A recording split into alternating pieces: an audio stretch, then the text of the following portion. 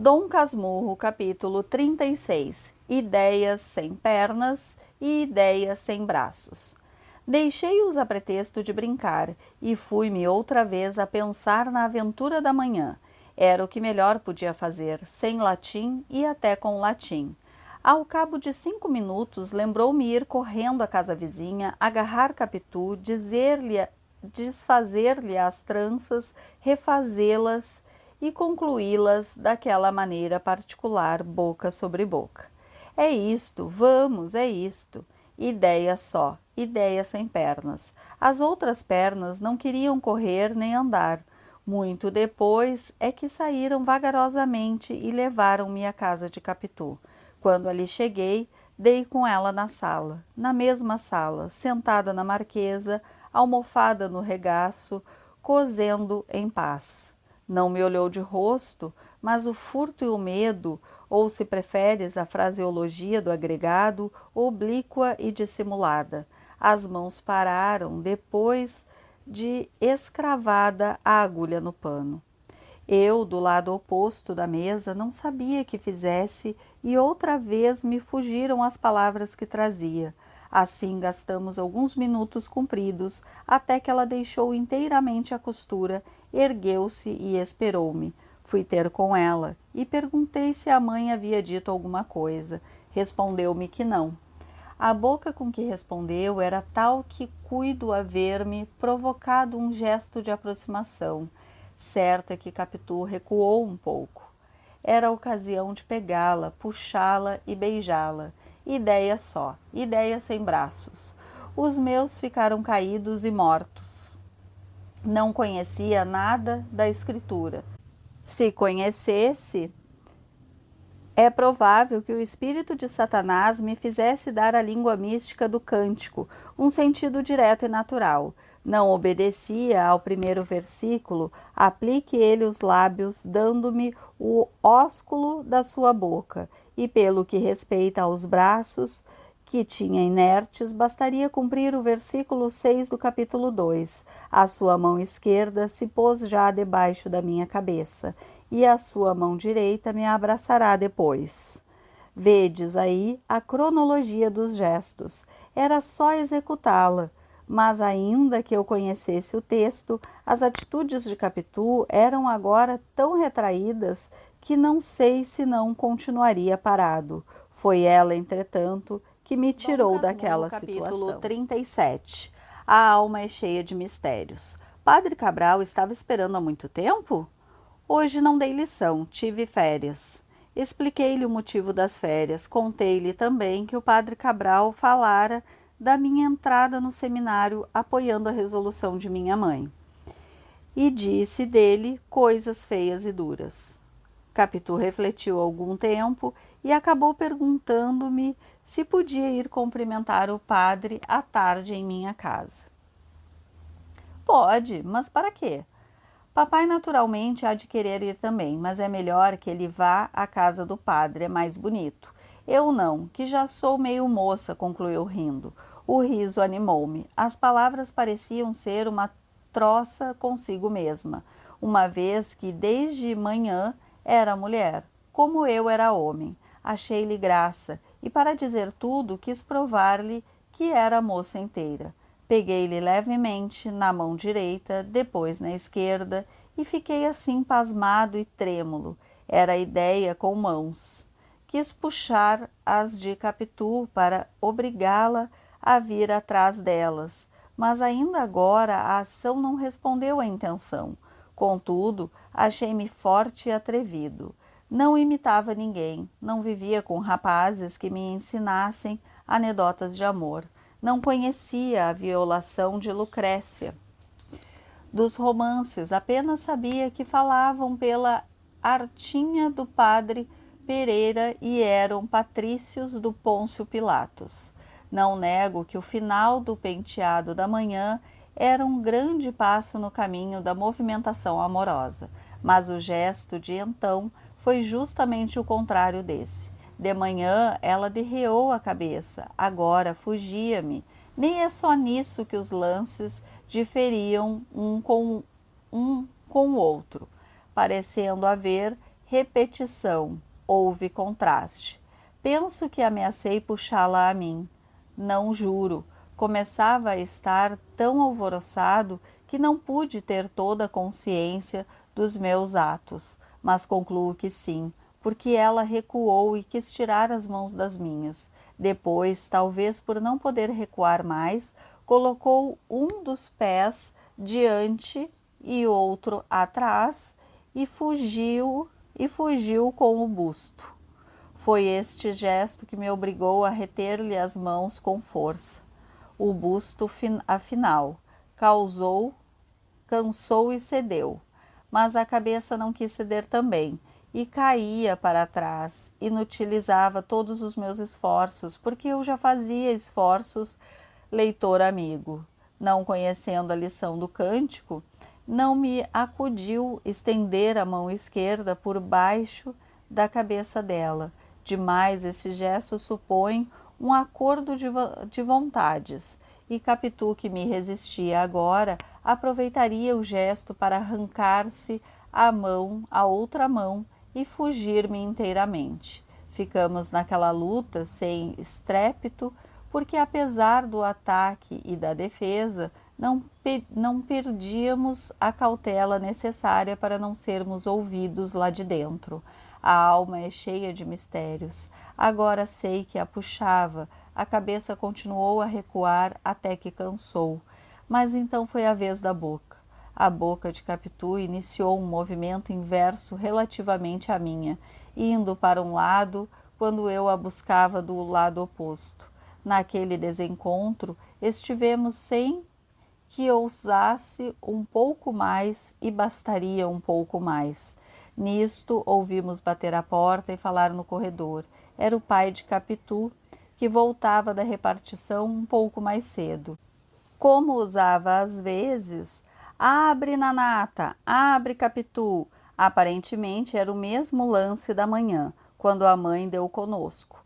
Mas só aparentemente verdade, era outro. Considerai que de manhã tudo estava acabado, e o passo de Dona Fortunata foi um aviso para que nos compuséssemos. Agora lutávamos com as mãos presas e nada estava sequer começado. Ouvimos o ferrolho da porta que dava para o corredor interno. Era a mãe que abria. Eu, uma vez que confuso, confesso tudo, digo aqui que não tive tempo de soltar as mãos da minha amiga. Pensei nisso, cheguei a tentá-lo, mas Capitu, antes que o pai acabasse de entrar, fez um gesto inesperado, pousou a boca na minha boca e deu de vontade, o que estava a recusar à força. Repito, a alma é cheia de mistérios. Dom Casmurro, capítulo 38. Que susto, meu Deus! Quando Pádua, vindo pelo interior, entrou na sala de visitas, Capitu em pé, de costas para mim, inclinada sobre a costura, como a recolhê-la, perguntava em voz alta: Mas, Bentinho, que é protonotário apostólico? Ora, vivam! Exclamou o pai. Que susto, meu Deus! Agora é que o lance é o mesmo, mas se conto aqui tais quais ou dois lances de há 40 anos, é para mostrar que Capitu não se dominava, só em presença da mãe. O pai não lhe meteu mais medo. No meio de uma situação que me atava a língua, usava da palavra com a maior ingenuidade deste mundo. A minha persuasão é que coração não lhe batia mais nem menos. Alegrou o susto e deu à cara um ar meio confiado. Mas eu, que sabia tudo, vi que era mentira e fiquei com inveja. Foi logo falar ao pai, que apertou a minha mão e quis saber por que a filha falava em protonotário apostólico. Capitu repetiu-lhe o que ouvira de mim e opinou logo que o pai devia ir cumprimentar o padre em casa dele. Ele iria à minha. E colegiando os petrechos da costura, enfiou pelo corredor, bradando infantilmente: Mamãe, jantar, papai chegou. Capítulo 39. A vocação. Padre Cabral estava naquela primeira hora das honras em que as mínimas congratulações valem por odes. Tempo chega em que os dignificados recebem os louvores como um triunfo usual, cara morta, sem agradecimentos. O alvoroço da primeira hora é melhor, esse estado da alma que vê na inclinação do arbusto, tocado do vento, um parabém da flora universal. Traz sensações mais íntimas e finas que qualquer outro. Cabral ouviu as palavras de Capitu com um infinito prazer. Obrigado, Capitu, muito obrigado. Estimo que você goste também. Papai está bom? E mamãe? A você não se pergunta. Essa cara é mesmo de quem vem de saúde. E como vamos de reza? A todas as perguntas Capitu ia respondendo prontamente e bem. Trazia um vestidinho melhor e os sapatos de sair. Não entrou com a familiaridade do costume, deteve-se um instante à porta da sala antes de ir beijar a mão à minha mãe e ao padre. Como desse a este 2 vezes em 5 minutos o título de protonotário, José Dias, para se desforrar da concorrência, fez um pequeno discurso em honra ao coração paternal e augustíssimo de Pio IX. Você é um grande prosa, disse tio Cosme quando ele acabou. José Dias sorriu, sem vexame. Padre Cabral confirmou os louvores do agregado sem os seus superlativos, ao que este acrescentou que o cardeal Mastai evidentemente fora talhado para a tiara desde o princípio dos tempos, e piscando-me o olho concluiu: a vocação é tudo. O estado eclesiástico é perfeitamente contando que o sacerdote venha já destinado do berço. Não havendo vocação, falo de vocação sincera e real, um jovem pode muito bem estudar as letras humanas que também são úteis e honradas. Padre Cabral retorquiu: a vocação é muito mais o poder de Deus, é soberano. Um homem pode não ter gosto à igreja e até persegui-la, e um dia a voz de Deus lhe fala e ele sai apóstolo. Veja São Paulo. Não contesto, mas o que eu digo é outra coisa. O que eu digo é que se pode muito bem servir a Deus sem ser padre cá fora. Pode-se ou não se pode? Pode-se. Pois então, exclamou José Dias triunfantemente, olhando em volta de si. Sem vocação é que não há bom padre, e em qualquer profissão liberal se serve a Deus, como todos devemos. Perfeitamente, mas vocação não é só do berço que se traz. Homem é a melhor.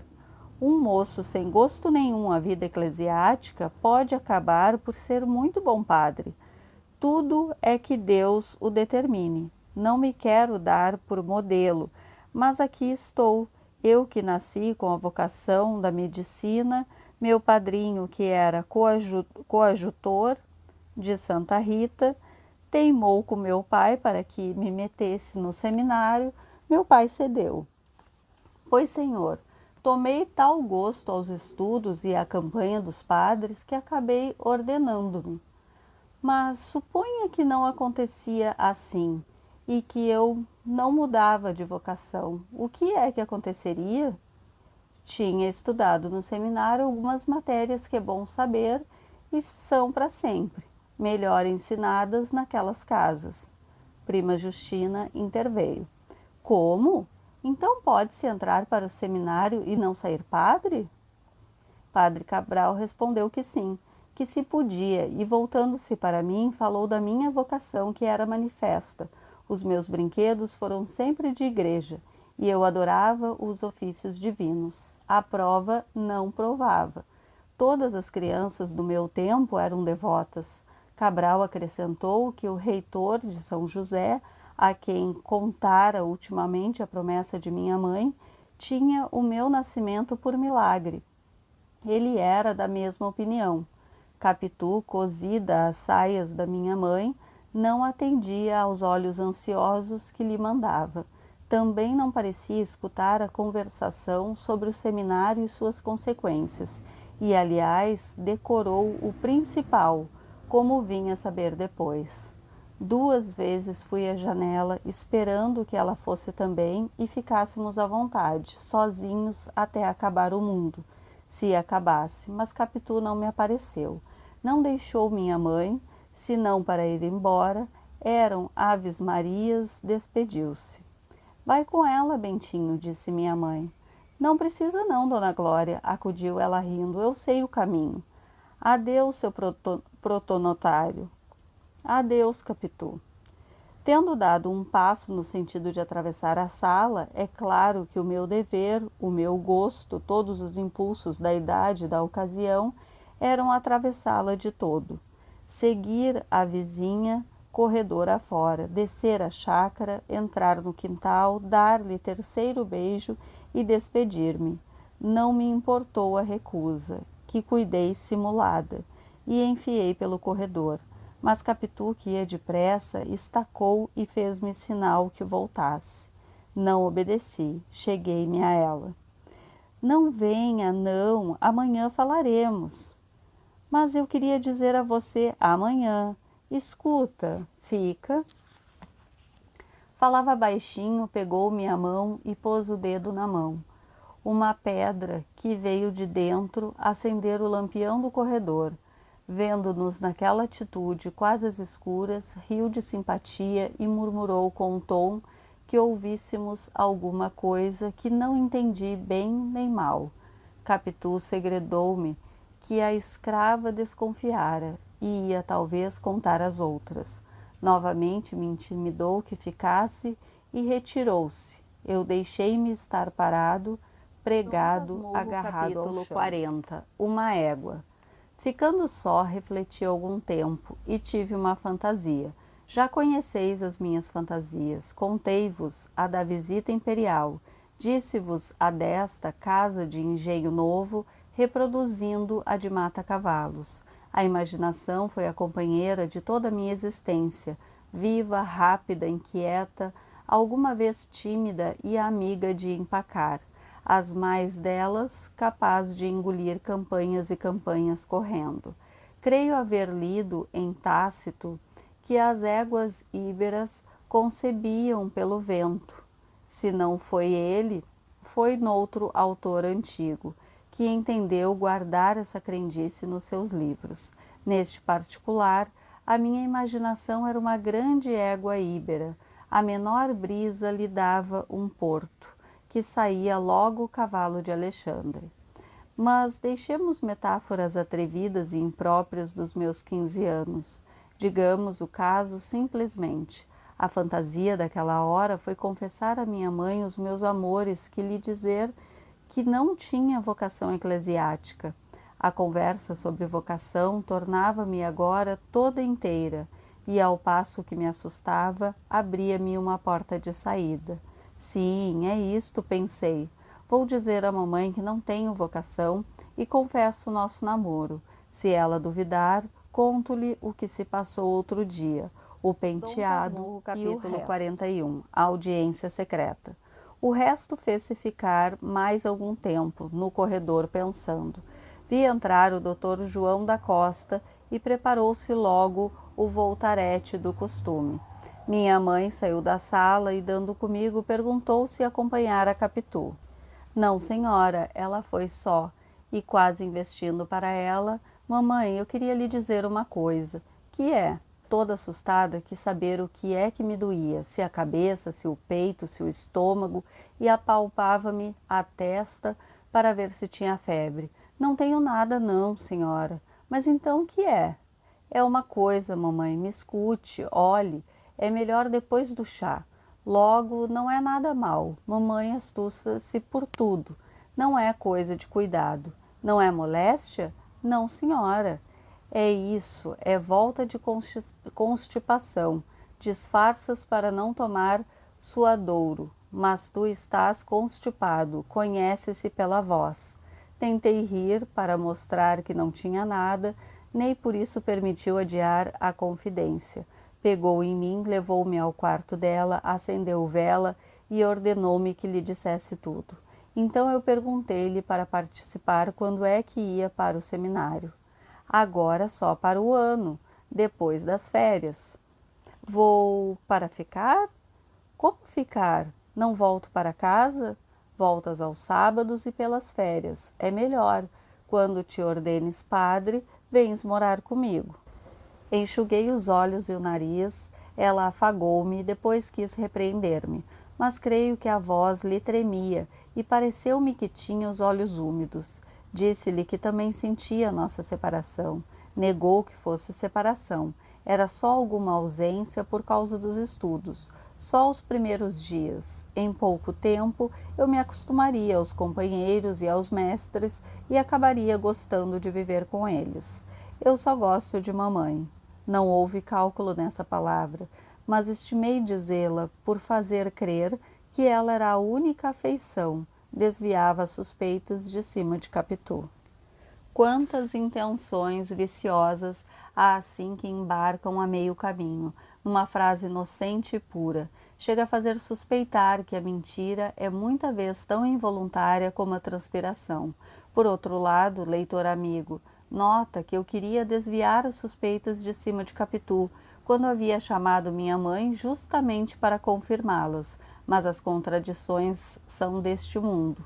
A verdade é que minha mãe era cândida, como a primeira aurora, anterior ao primeiro pecado, nem por simples intuição era capaz de deduzir uma coisa de outra, isto é, não concluiria de minha repentina oposição que eu andasse em segredinhos com Capitu, como lhe dissera José Dias. Calou-se durante alguns instantes, depois replicou-me, sem imposição nem autoridade, o que me veio animado à resistência. Daí a falar-lhe na vocação que se discutira naquela tarde e que eu confessei não sentir em mim. Mas tu gostas tanto de ser padre, disse ela. Não te lembras que até pedias para ir ver sair os seminaristas de São José com as suas batinas? Em casa, quando José Dias te chamava reverendíssimo, tu rias como tanto gosto. Como é que agora... Não creio, não, Bentinho. E depois, vocação? Mas a vocação vem com o costume, continuou repetindo as reflexões que ouvira ao meu professor de latim. Como eu buscasse contestá-la, repreendeu-me sem aspereza, mas com alguma força, e eu tornei ao filho submisso que era. Depois ainda falou gravemente e longamente sobre a promessa que fizera. Não me disse as circunstâncias nem a ocasião, nem os motivos dela, coisas que só vinha a saber mais tarde. Afirmou o principal, isto é, que a havia de cumprir em pagamento a Deus. Nosso Senhor me acudiu salvando a tua existência. Não lhe hei de mentir nem faltar. Bentinho, são coisas que não se fazem sem pecado. A Deus, que é grande e poderoso, não me deixaria assim. Não, Bentinho, eu sei que seria castigada e bem castigada. Ser padre é bom e santo. Você conhece muitos como o padre Cabral, que vive tão feliz com a irmã, um tio, também foi padre e escapou de ser bispo. Dizem, deixa a manha, Bentinho. Creio que os olhos que lhe deitei foram tão queixosos que ela emendou logo a palavra manha não.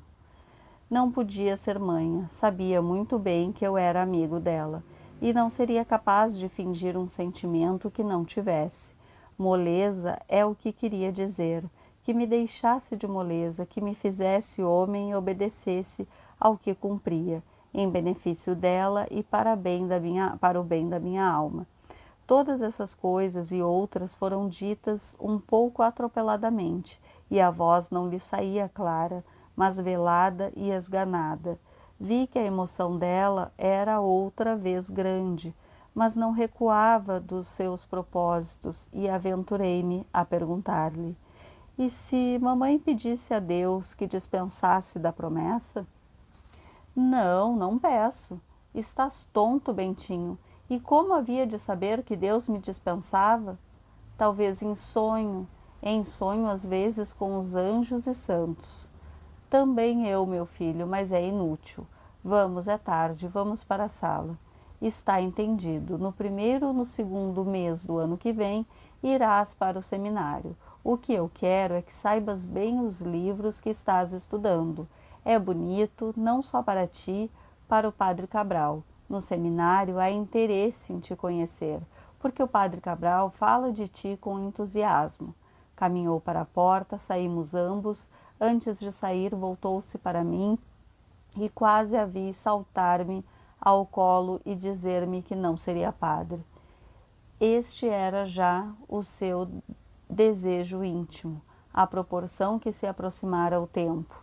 Quisera um modo de pagar a dívida contraída, outra moeda que valesse tanto ou mais, e não achava nenhum. 42. Capitu refletindo. No dia seguinte fui à casa vizinha logo que pude. Capitu despedia-se de duas amigas que tinham ido visitá-la, Paula e Sancha, companheiras de colégio, aquela de 15, esta de 14 anos. A primeira filha de um médico, a segunda de um comerciante de objetos americanos. Estava abatida, trazia um lenço atado na cabeça. A mãe contou-me que fora excesso de leitura na véspera, antes e depois do chá, na sala e na cama, até muito depois da meia-noite com lamparina. Se eu acendesse vela, mamãe zangava-se, já estou boa. E como detestasse o lenço, a mãe disse-lhe timidamente que era melhor atá-lo. Mas Capitu respondeu que não era mais preciso, estava boa. Ficamos sós na sala. Capitu confirmou a narração da mãe, acrescentando que passara mal por causa do que ouvira em minha casa. Também eu lhe contei o que se dera comigo, a entrevista com minha mãe, as minhas súplicas, as minhas lágrimas, as lágrimas dela e, por fim, as últimas respostas decisivas. Dentro de 2 ou 3 meses, iria para o seminário. Que faríamos agora? Capitu ouvia-me com atenção, sôfrega, depois sombria. Quando acabei, respirava a custo, como prestes a estalar de cólica, mas conteve-se. Há tempo que isso sucedeu, que não posso dizer com segurança se chorou deveras, ou se somente enxugou os olhos. Cuido que os enxugou somente. Vendo-lhe o gesto, peguei-lhe na mão para animá-la, mas também eu precisava ser animado. Caímos no canapé e ficamos a olhar para o ar. Minto. Ela olhava para o chão. Fiz o mesmo logo que a vi assim. Mas eu creio que Capitu olhava para dentro de si mesmo, enquanto eu olhava deveras o chão, o ruído das fendas, 2 moscas andando e um pé de cadeira lascado. Era pouco, mas distraía-me de aflição. Quando tornei a olhar para Capitu, vi que não se mexia e fiquei com tal medo que a sacudi brandamente. Capitu tornou cá para fora e pediu-me que outra vez lhe contasse o que se passara com a minha mãe. Satisfiz-la, atenuando o texto desta vez, para não amorfiná-la. Não me chames dissimulado, chama-me compassivo. É certo que receava perder Capitu, se lhe morresse as esperanças todas, mas doía-me vê-la padecer. Agora a verdade última, a verdade das verdades, é que já me arrependia de haver falado à minha mãe, antes de qualquer trabalho efetivo por parte de José Dias. Examinando bem, não quisera ter ouvido um desengano que eu reputava certo, ainda que demorado. Capitu refletia. 43. Você tem medo? De repente, cessando a reflexão, fitou em mim os olhos de ressaca e perguntou-me se tinha medo. Medo? Sim, pergunto se você tem medo. Medo de quê? Medo de apanhar, de ser preso, de brigar, de andar, de trabalhar. Não entendi se ela me tem dito simplesmente vamos embora. Pode ser que eu obedecesse ou não. Em todo caso, entenderia. Mas aquela pergunta, assim vaga e solta, não pude atinar o que era. Mas não entendo. De apanhar? Sim. Apanhar de quem? Quem é que me dá pancada? Capitu fez um gesto de impaciência, os olhos de ressaca não se mexiam e pareciam crescer. Sem saber de mim e não querendo interrogá-la novamente, entrei a cogitar duende, me viram pancadas. E por quê? E também por que é que seria preso? E quem é que me havia de prender? Valha-me Deus, vi de imaginação e aljube, uma casa escura e infecta. Também vi a Presiganga, o quartel dos bordonos e a casa de correção. Todas essas belas instituições sociais me envolviam no meu mistério sem que os olhos de ressaca de Capitu deixassem de crescer para mim, a tal ponto que as fizeram esquecer de todo. O erro de Capitu foi não deixá-los crescer infinitamente, antes diminuir até as dimensões normais e dar-lhes o movimento do costume. Capitu tornou ao que era, disse-me que estava brincando, não precisava afligir-me, e com um gesto cheio de graça, bateu-me na cara sorrindo e disse, medroso, eu? Mas não é nada, Bentinho, pois quem é que há de dar pancada ou prender você? Desculpe que eu hoje estou meio maluca, quero brincar e... Não, Capitu, você não está brincando. Nesta ocasião, nenhum de nós tem vontade de brincar. Tem razão, foi só maluquice. Até logo. Como até logo? Está me voltando a dor de cabeça. Vou botar uma rodela de limão nas fontes. Fez o que disse e atou o lenço outra vez na testa. Em seguida, apanhou-me ao quintal para se despedir de mim, mas ainda aí nos detivemos por alguns minutos, sentados sobre a borda do poço. Ventava, o céu estava coberto. Capitu falou novamente de nossa separação como de um fato certo e definitivo, por mais que eu, receoso disso mesmo, buscasse agora razões para animá-la. Capitu, quando não falava, riscava no chão com um pedaço de taquara, narizes e perfis. Desde que se metera a desenhar, era uma das suas diversões, tudo o que lhe servia de papel e lápis, como me lembrassem os nossos nomes abertos por ela no muro. Quis fazer o mesmo no chão e pedi-lhe a taquara. Não me ouviu ou não me atendeu. 44. O primeiro filho. De cá, deixe escrever uma coisa. Capitu olhou para mim, mas de um modo que me fez lembrar a definição de José Dias, oblíquo e dissimulado. Levantou o olhar sem levantar os olhos. A voz um tanto sumida perguntou-me: diga-me uma coisa, mas fale a verdade, não quero disfarce. Há de responder com o coração na mão. Diga. Se você tivesse de escolher entre mim e sua mãe, a quem é que escolheria? Eu? Fez-me sinal que sim. Eu escolheria, mas para que escolher? Mamãe não é capaz de me perguntar isso. Pois sim, mas eu pergunto. Supunha que você, que está no seminário, recebe a notícia de que eu vou morrer. Não diga isso. Ou que me mato de saudade se você não vier logo. E sua mãe não quiser que você venha. Diga-me, você vem? Venho. Contra a ordem da sua mãe? Contra a ordem de mamãe. Você deixa o seminário, deixa sua mãe, deixa tudo para me ver morrer? Não fale em morrer, Capitu. Capitu teve um risinho descorado e incrédulo, e com a taquara escreveu uma palavra no chão. Inclinei-me e li: mentiroso. Era tão estranho tudo aquilo que não achei resposta.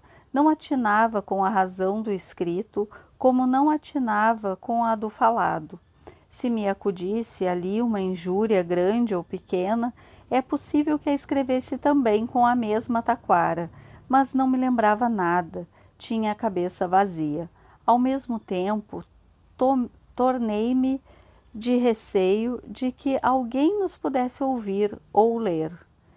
Quem, se éramos sós? Dona Fortunata chegara uma vez à porta da casa, mas entrou logo depois. A solidão era completa. Lembra-me de que umas 2 andorinhas passaram por cima do quintal e foram para os lados do morro de Santa Teresa. Ninguém mais ao longe.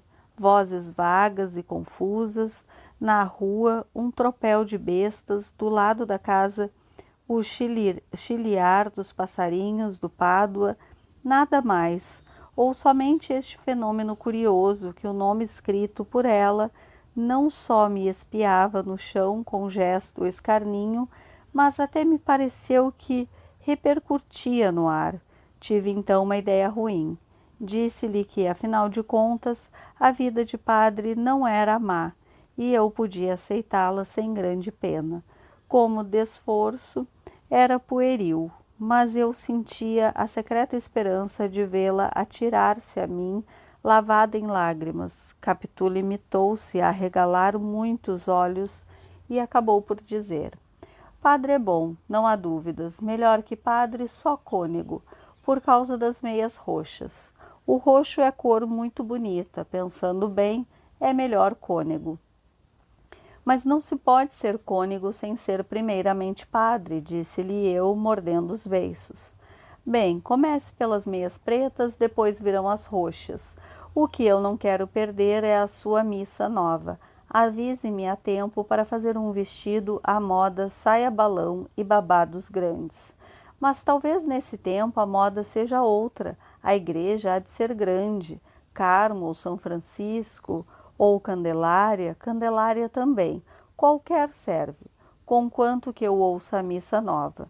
Hei de fazer um figurão. Muita gente há de perguntar: quem é aquela moça faceira que ali está com um vestido tão bonito? Aquela é Dona Capitolina, uma moça que morou na rua Mata-Cavalos. Que morou? Você vai mudar-se? Quem sabe onde é que há de morar amanhã? Disse ela com um tom leve de melancolia, mas tornando logo ao sarcasmo. E você no altar, metido na alva, com a capa de ouro por cima, cantando.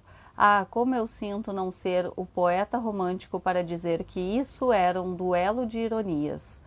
Contaria os meus botes e os dela, a graça de um e a prontidão de outro, e o sangue correndo, e o furor na alma, até ao meu golpe final, que foi este. Pois sim, Capitu, você ouvirá a minha nova missa, mas com uma condição. Ao que ela respondeu: Vossa Reverendíssima pode falar? Promete uma coisa. Que é? Diga se promete. Não sabendo o que é, não prometo. A falar a verdade são duas coisas. Continuei eu, por haver-me acudido outra ideia. Duas? Diga quais são. A primeira é que só há de confessar comigo para eu lhe dar a penitência ou a absolvição. A segunda é que a primeira está prometida, disse ela, vendo-me hesitar, e acrescentou que esperava a segunda. Palavra que me custou e antes não me chegasse a sair da boca, não ouviria o que ouvi e não escreveria aqui uma coisa que vai talvez achar incrédulos. A segunda, sim, é que promete que seja eu o padre que case você?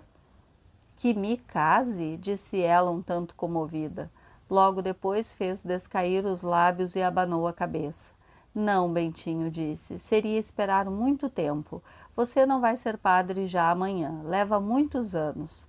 Olhe, prometo outra coisa, prometo que há de batizar o meu primeiro filho.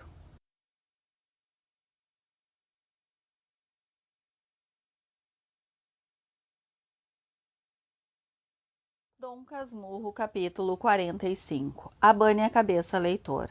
Abane a cabeça, leitor, faça todos os gestos de incredulidade, chegue a deixar fora este livro, se o tédio já não o obrigou a isso antes. Tudo é possível, mas, se o não fez antes, e só agora, fio que torne a pegar do livro e que o abra na mesma página, sem crer por isso na veracidade do autor. Todavia, não há nada mais exato. Foi assim mesmo que Capitu falou. Com tais palavras e maneiras, falou do primeiro filho como se fosse a primeira boneca.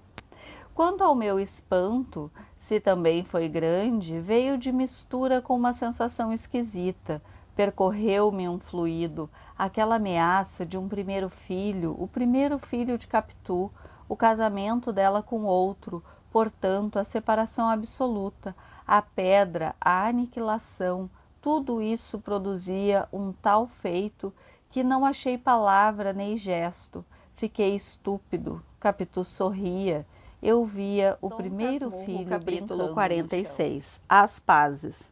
As pazes fizeram-se como a guerra, depressa. Buscasse eu neste livro a minha glória e diria que as negociações partiram de mim, mas não, foi ela que as iniciou. Alguns instantes depois, como eu estivesse cabisbaixo, ela baixou também a cabeça, mas voltando os olhos para cima a fim de ver os meus. Fiz-me de rogado. Depois quis levantar-me para ir embora, mas não me levantei, nem sei se iria. Capitu fitou-me uns olhos tão ternos e a posição os fazia tão súplices que me deixei ficar. Passei-lhe o braço pela cintura, ela pegou-me na ponta dos dedos e, outra vez Dona Fortunata apareceu à porta da casa. Não sei para quê, se quem me deixou tempo de puxar o braço desapareceu logo. Podia ser um simples descargo de consciência, uma cerimônia, como as rezas de obrigação, sem devoção, que se dizem de tropel, a não ser que fosse para certificar aos próprios olhos a realidade que o coração me dizia.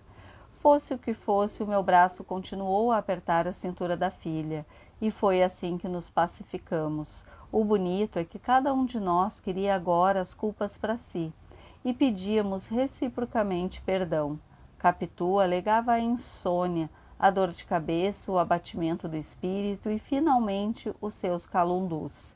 Eu, que era muito chorão por esse tempo, sentia os olhos molhados. Era amor puro, era efeito dos padecimentos da amiguinha, era a ternura da reconciliação. 47. A senhora saiu. Está bom, acabou, disse eu finalmente, mas expliquei-me só uma coisa. Por que é que você me perguntou se eu tinha medo de apanhar? Não foi por nada, respondeu Capitu, depois de alguma hesitação. Para que bulir nisso? Diga sempre, foi por causa do seminário? Foi, ouvi dizer que lá dão pancada, não? Eu também não creio. A explicação agradou-me, não tinha outra. Se, como penso, Capitu não disse a verdade, força a reconhecer que não podia dizê-la, e a mentira é dessas criadas que se dão pressa em responder às visitas, que a senhora saiu quando a senhora não quer falar a ninguém. Há nessa cumplicidade um gosto particular, o pecado com comum iguala por instantes a condição das pessoas, não contando o prazer que dá a cara das visitas enganadas e as costas com que elas descem. A verdade não saiu, ficou em casa no coração de Capitu, cochilando os seus arrependimentos. E eu não desci triste nem zangado. Achei a criada galante, apetecível, melhor que a ama. As andorinhas vinham agora em sentido contrário, ou não seriam as mesmas, nós é que éramos os mesmos. Ali ficamos somando as nossas ilusões, os nossos temores, começando já a somar as nossas 48. Saudades. Juramento do poço. Não, exclamei de repente. Não o quê? Tinha havido alguns minutos de silêncio durante os quais refleti muito e acabei por uma ideia. O tom da exclamação, porém, foi tão alto que espantou a minha vizinha. Não há de ser assim, continuei. Dizem que não estamos em idade de casar, que somos crianças, criançolas. Já ouvi dizer criançolas. Bem, mas 2 ou 3 anos passam depressa. Você jura uma coisa? Jura que só há de casar comigo? Capitu não hesitou em jurar e até lhe vi as faces vermelhas de prazer. Jurou 2 vezes e uma terceira. Ainda que você case com outra, cumprirei o meu juramento, não casando nunca. Que eu case com outra? Tudo pode ser, Bentinho. Você pode achar outra moça que lhe queira, apaixonar-se por ela e casar. Quem sou eu para você lembrar-se de mim nessa ocasião? Mas eu também juro, juro, Capitu, juro por Deus Nosso Senhor que só me casarei com você. Basta isso? Devia bastar, disse ela. Eu não me atrevo a pedir mais. Sim, você jura. Mas juremos por outro modo, juremos que nos haveremos de casar um com o outro, haja o que houver. Compreendereis a diferença. Era mais que a eleição do cônjuge, era a afirmação do matrimônio. A cabeça da minha amiga sabia pensar claro e depressa. Realmente, a fórmula anterior era limitada, apenas exclusiva. Poderíamos acabar solteirões como o sol e a lua, sem mentir ao juramento do poço. Esta fórmula era melhor e tinha a vantagem de me fortalecer o coração contra a investidura eclesiástica. Juramos pela segunda fórmula e ficamos tão felizes que todo o receio de perigo desapareceu. Éramos religiosos, tínhamos o céu por testemunha. Eu nem já temia o seminário. Se teimarem muito, irei, mas faço de conta que é um colégio qualquer. Não tomo ordens. Capitu temia nossa separação, mas acabou aceitando este alvitre, que era o melhor. Não afligíamos minha mãe e o tempo correria até o ponto em que o casamento pudesse fazer-se. Ao contrário, qualquer resistência ao seminário confirmaria a denúncia de José Dias. Esta reflexão, capítulo 49, Uma vela aos sábados. Eis aqui como, após tantas canseiras, tocávamos o porto a que nos devíamos ter obrigado logo. Não nos censures, piloto de má sorte. Não se navegam corações como os outros mares deste mundo. Estávamos contentes, entramos a falar do futuro. Eu prometia à minha esposa uma vida sossegada e bela, na roça ou fora da cidade. Viríamos aqui uma vez por ano. Se fosse em Arrabalde, seria longe, onde ninguém nos fosse aborrecer. A casa, na minha opinião, não devia ser grande nem pequena, um meio termo. Plantei-lhe flores, escolhi-lhe móveis, uma sege e um oratório. Sim, havíamos de ter um oratório bonito, de jacarandá, com a imagem de Nossa Senhora da Conceição. Demorei-me mais nisto que no resto, em parte porque éramos religiosos, em parte porque, para compensar a batina que eu ia deitar às urtigas, mas ainda restava uma parte que atribuo ao intuito secreto e inconsciente de captar a proteção do céu. Havíamos de acender uma vela aos 50, um meio termo. Meses depois fui para o seminário de São José. Se eu pudesse contar as lágrimas que chorei na véspera e na manhã, somaria mais que todas as vertidas desde Adão e Eva. Há nisto alguma exageração, mas é bom ser enfático uma ou outra vez para compensar esse escrúpulo de exatidão que me aflige. Entretanto, se eu me estiver só à lembrança da sensação, não fico longe da verdade aos 15 anos, tudo é infinito. Realmente, por mais preparado que estivesse, padeci muito. Minha mãe também padeceu, mas sofria com alma e coração. Demais, o padre Cabral achara um meio termo, experimentar minha vocação. Se no fim de 2 anos eu não revelasse vocação eclesiástica, seguiria outra carreira. As promessas devem ser cumpridas conforme Deus quer. Supunha que Nosso Senhor nega disposição a seu filho e que o costume do seminário não lhe dá o gosto que me concedeu a mim. É que a vontade divina é outra. A senhora não podia pôr em seu filho, antes de nascido, uma vocação que Nosso Senhor lhe recusou. Era uma concessão do padre. Dava à minha mãe um perdão antecipado, fazendo vir do credor a revelação da divina. Os olhos dela brilhavam, mas a boca disse que não. José Dias, não tendo alcançado ir comigo para a Europa, agarrou-se ao mais próximo e apoiou o alvitre do senhor protonotário. Só lhe parecia que 1 ano era bastante. Estou certo, disse ele, piscando-me o olho, que dentro de 1 ano a vocação eclesiástica do nosso Bentinho se manifesta, clara e decisiva. Há de ser um padre de mão cheia.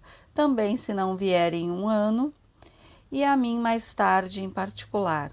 Vá por um ano passa depressa. Se não seguir gosto nenhum, é que Deus não quer, como diz o padre, e nesse caso, meu amiguinho, o melhor remédio é a Europa. Capitu deu-me igual conselho, quando minha mãe lhe anunciou a minha ida definitiva para o seminário. Minha filha, você vai perder o seu companheiro de criança. Fez-lhe tão bem este tratamento de filha, era a primeira vez que minha mãe lhe dava, que nem teve tempo de ficar triste. Beijou-lhe a mão e disse-lhe que já sabia disso por mim mesmo. Em particular, animou-me a suportar tudo com paciência. No fim de um ano, as coisas estariam mudadas. Há um ano andava depressa. Não foi ainda a nossa despedida. Esta fez-se na véspera, por um modo que pede capítulo especial. O que unicamente digo aqui é que, ao passo que nos prendíamos um ao outro, ela ia prendendo minha mãe. Fez-se mais assídua e terna, vivia ao pé dela com os olhos nela. Minha mãe era de natural simpática e igualmente sensível. Tanto se doía como se aprazia de qualquer coisa. Entrou a achar em Capitu uma porção de graças novas, de dotes finos e raros, deu-lhe um anel dos seus e algumas galanterias. Não consentiu em fotografar-se, como a pequena lhe pedia, para lhe dar um retrato, mas tinha uma miniatura feita aos 25 anos e, depois de algumas hesitações, resolveu dar-lhe. Os olhos de Capitu, quando recebeu o mimo, não se descrevem. Não eram oblíquos nem de ressaca. Eram direitos, claros, lúcidos. Beijou o retrato com paixão. Minha mãe fez-lhe a mesma coisa a ela. Tudo isto me lembra a nossa 51, despedida. Entre luz e fusco. Entre luz e fusco, tudo há de ser breve como esse instante. Nem durou muito a nossa despedida. Foi o mais que pôde. Em casa dela, na sala de visitas, antes do acender das velas. Aí é que nos despedimos de uma vez. Juramos novamente que havíamos de casar um com o outro, e não foi só o aperto de mão que selou o contrato. Como no quintal, foi a conjunção das nossas bocas amorosas. Talvez risque isto na impressão. Se até lá não pensar de outra maneira, se pensar, fica. E desde já fica, porque em verdade é a nossa defesa. O que o mandamento divino quer é que nos juremos em vão pelo santo nome de Deus. Eu não ia mentir ao seminário, uma vez que levava um contrato feito no próprio cartório do céu. Quanto ao selo, Deus, como fez as mãos limpas, assim fez os lábios limpos, e a malícia está antes na tua cabeça perversa que nada aquele casal de adolescentes. Ó, minha doce companheira da meninice! Eu era puro e puro fiquei, e puro entrei na aula de São José a buscar a aparência, a investidura sacerdotal e antes dela a vocação.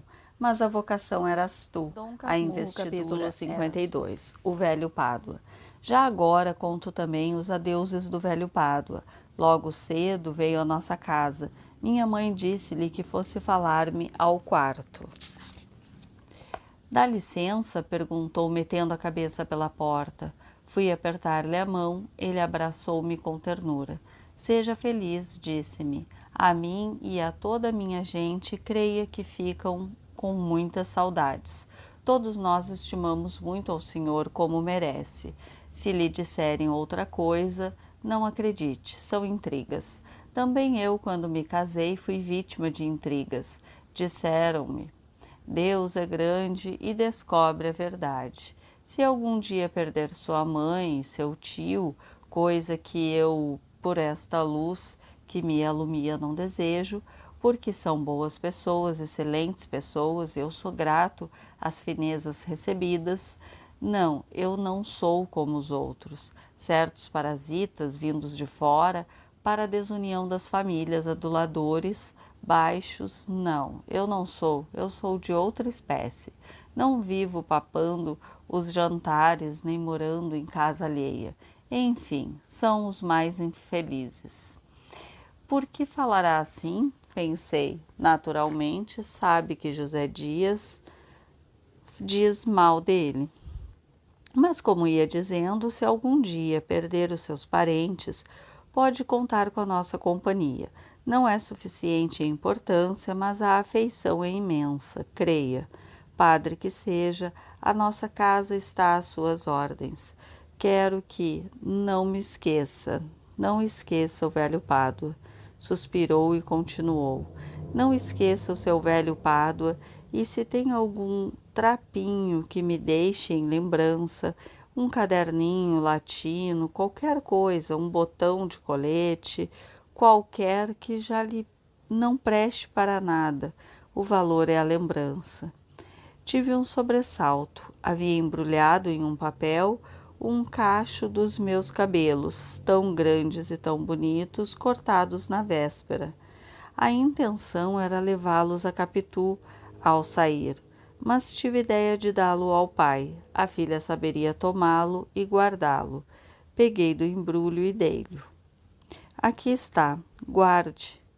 Um cachinho dos meus cabelos, exclamou Pádua, abrindo e fechando o embrulho.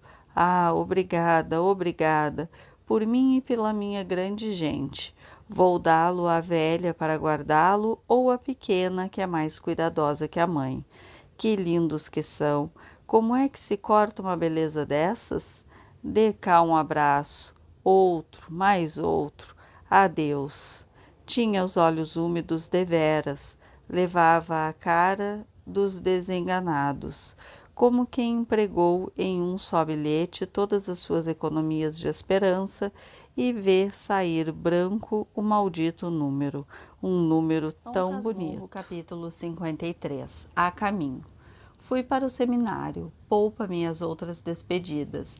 Minha mãe apertava-me o peito, prima Justina suspirava, talvez chorasse mal ou nada. Há pessoas a quem as lágrimas não acodem logo, nem nunca. Disse que padecem mais que as outras. Prima Justina disfarçava naturalmente os seus padecimentos íntimos, emendando os descuidos de minha mãe, falando-me recomendações, dando-me ordem. Tio Cosme, quando eu lhe beijei a mão em despedida, disse-me rindo: Anda lá, rapaz, volta-me papa. José Dias, composto e grave, nem dizia nada a princípio. Tínhamos falado na véspera, no quarto dele, onde fui ver se era ainda possível evitar o seminário. Já não era, mas deu-me esperanças e principalmente animou-me muito. Antes de 1 ano estaríamos a bordo. Como eu achasse muito grave, explicou-se.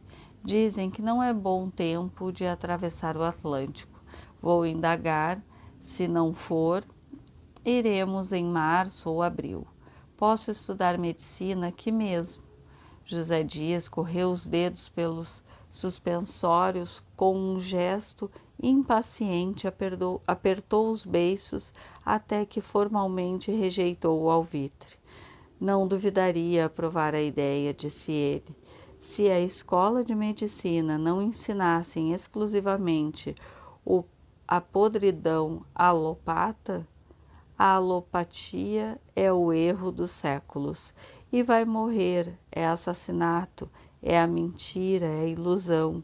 Se lhe dissessem que pode aprender na escola de medicina aquela parte da ciência comum a todos os sistemas, é verdade. A alopatia é erro na terapêutica, filosofia, anatomia, patologia não são alopatias nem homeopatias, mas é melhor aprender logo tudo de uma vez, por livros e por língua de homens cultores da verdade.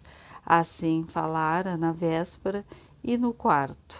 Agora não dizia nada, ou proferia algum aforismo sobre a religião e a família.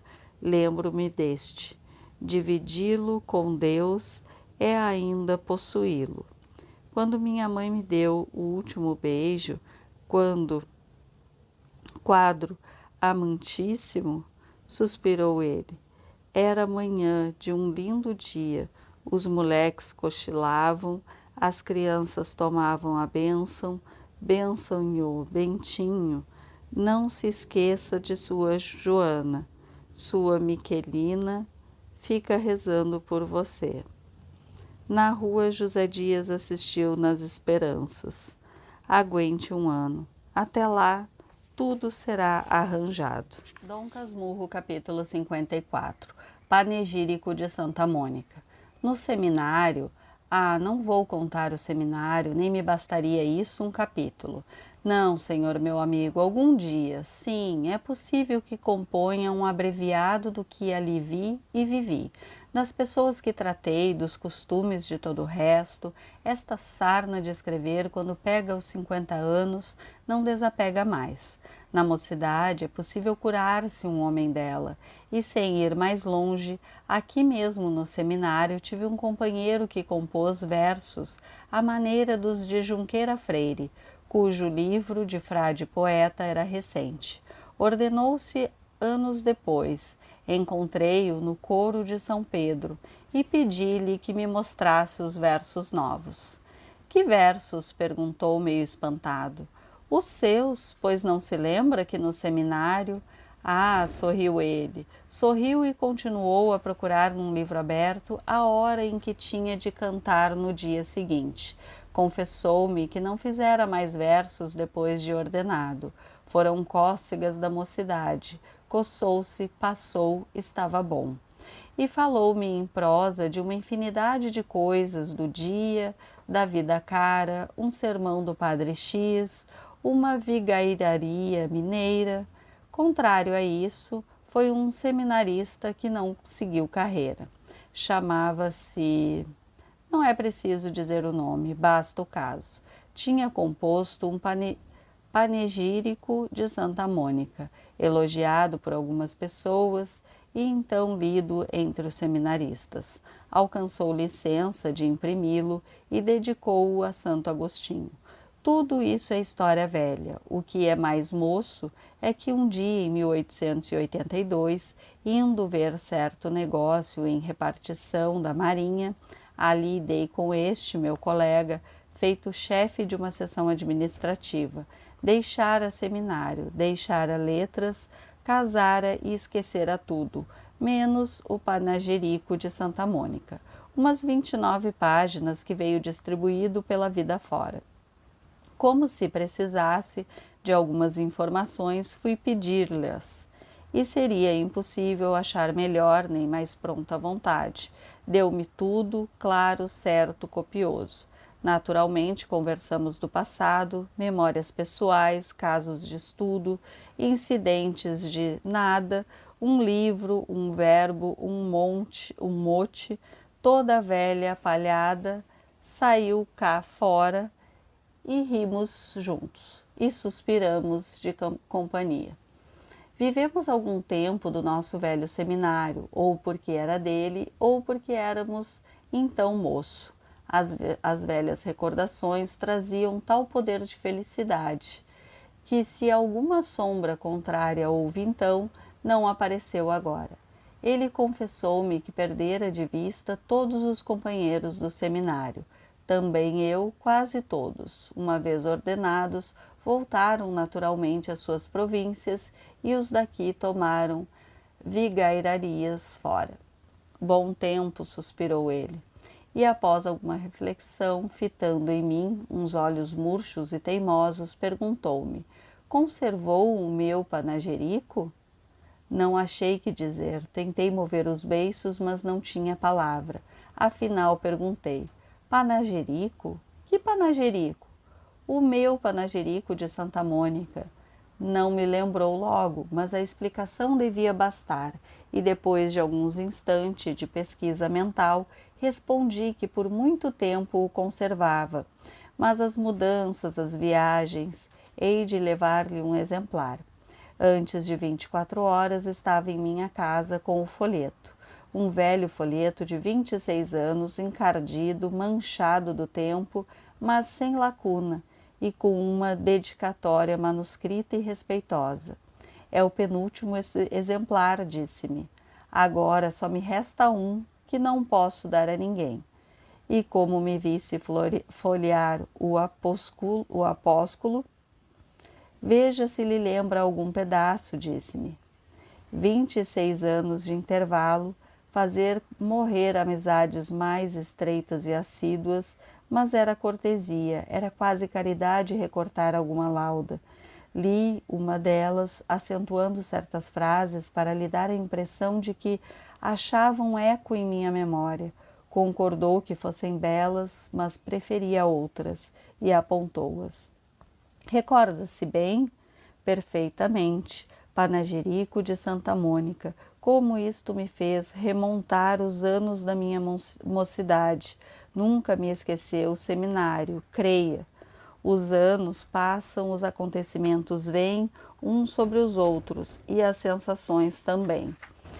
E vieram amizades novas que também se foram depois, como é a lei da vida. Pois, meu caro colega, nada fez apagar aquele tempo de nossa convivência, os padres, as lições, os recreios, os nossos recreios, lembra-se? O padre Lopes, o padre Lopes, ele com os olhos no ar devia estar ouvindo, e naturalmente ouvia, mas só me disse uma palavra, e ainda assim, depois de algum tempo de silêncio, recolhendo os olhos e um suspiro. Tem agradado muito este meu capítulo 55, um soneto. Dita a palavra, apertou-me as mãos com forças todas de um vasto agradecimento, despediu-se e saiu. Fiquei só com o panegírico e o que as folhas dele me lembravam. Foi tal que merece um capítulo ou mais. Antes, porém, e porque também eu tive o meu panegírico, contarei a história de um soneto que nunca fiz. Era no tempo do seminário, e o primeiro verso é o que ides ler. Ó flor do céu, ó flor cândida e pura. Como e por que me saiu este verso da cabeça, não sei. Saiu assim, estando eu na cama, como uma exclamação solta, e ao notar que tinha medida de verso, pensei em compor com ele alguma coisa, um soneto. A insônia, musa de olhos arregalados, não me deixou dormir uma longa hora ou duas. As cócegas pediram-me unhas e coçava-me com alma. Não escolhi logo o soneto, a primeira cuidei de outra forma, e tanto de rima como de verso solto, mas afinal ative-me ao soneto. Era um poema breve e prestadio. Quanto à ideia, o primeiro verso não era ainda uma ideia, era uma exclamação. A ideia viria depois. Assim, na cama, envolvido no lençol, tratei de poetar. Tinha o alvoroço da mãe que sente o filho e o filho. Ia ser poeta, ia competir com aquele monge da Bahia, pouco antes revelado, e então na moda. Eu, seminarista, diria em verso as minhas tristezas, como ele dissera as suas no claustro. Decorei bem o verso e repetia-o em voz baixa. Aos lençóis, francamente, achava-o bonito e ainda agora não me parece mal. Ó flor do céu, ó flor cândida e pura. Quem era a flor? Capitu, naturalmente, mas podia ser a virtude, a poesia, a religião, qualquer outro conceito a que coubesse a metáfora da flor, a flor do céu. Aguardei o resto, recitando sempre verso e deitado ora sobre o lado direito, ora sobre o esquerdo. Afinal, deixei-me estar de costa com os olhos no teto. Mas nem assim vinha mais nada. Então adverti que os sonetos mais gabados eram os que concluíam com chaves de ouro, isto é, um desses versos capitais no sentido e na forma. Pensei em forjar uma de tais chaves, considerando que o verso final, saindo cronologicamente dos 13 anteriores, com dificuldade faria a perfeição louvada. Imaginei que tais chaves eram fundidas antes da fechadura. Assim que foi que me determinei a compor o último verso do soneto e depois de muito suar saiu este: perde-se a vida, ganha-se a batalha. Sem vaidade, falando como se fosse de outro, era um verso magnífico, sonoro, não há dúvida, e tinha um pensamento: a vitória ganha à custa da própria vida, pensamento alevantado e nobre. Que não fosse novidade, é possível, mas também não era vulgar, e ainda agora não explico por que via misteriosa entrou numa cabeça de tão poucos anos. Naquela ocasião achei-o sublime. Recitei uma e outras vezes a chave de ouro. Depois repeti os 2 versos seguidamente e dispus-me a ligá-los pelos 12 centrais. A ideia agora, à vista do último verso, pareceu-me melhor não ser Capitu, seria a justiça. Era mais próprio dizer que na pugna pela justiça perder-se-ia acaso a vida, mas a batalha ficava ganha. Também me ocorreu aceitar a batalha no sentido natural e fazer dela a luta pela pátria, por exemplo. Nesse caso, a flor do céu seria liberdade. Esta acepção, porém, sendo o poeta um seminarista, podia não caber tanto como a primeira, e gastei alguns minutos em escolher uma ou outra. Achei melhor a justiça, mas afinal aceitei definitivamente uma ideia nova, a caridade, e recitei os 2 versos, cada um a seu modo, longuidamente. Ó flor do céu, ó flor cândida e pura, e o outro com grande brio, perde-se a vida, ganha-se a batalha.